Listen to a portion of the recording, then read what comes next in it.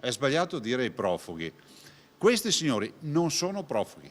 Questi signori sono richiedenti asilo. Fra un anno e mezzo avremo una risposta se sono profughi oppure no. La statistica ci dice che 2 su 3 fra un anno non saranno profughi. Le cifre che ha appena dato il governatore Zaia le ha confermate nelle scorse ore anche il commissario europeo Avramopoulos. L'80% dei migranti arrivati in Italia non aveva il diritto e i prerequisiti per arrivarci. Un dato che fa discutere in uno dei momenti più caldi sul fronte immigrazione, con alcuni sindaci che si ribellano alla concessione ai richiedenti asilo di un documento di identità. Io mi chiedo per quale motivo dobbiamo dare una carta di identità in mano a una persona che comunque fra un anno magari si rischia che non sia un profugo.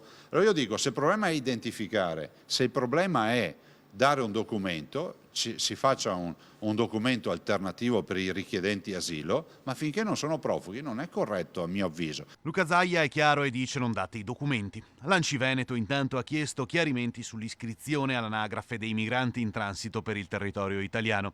L'Associazione dei Primi Cittadini vuole verificare se il rilascio del documento e la registrazione implichi una presa in carico di queste persone dal punto di vista economico.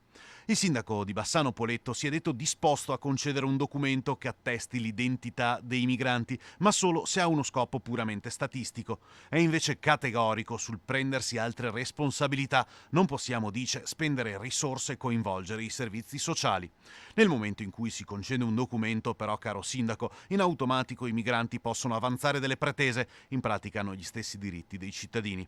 Attenzione quindi a non fare il passo più lungo della gamba.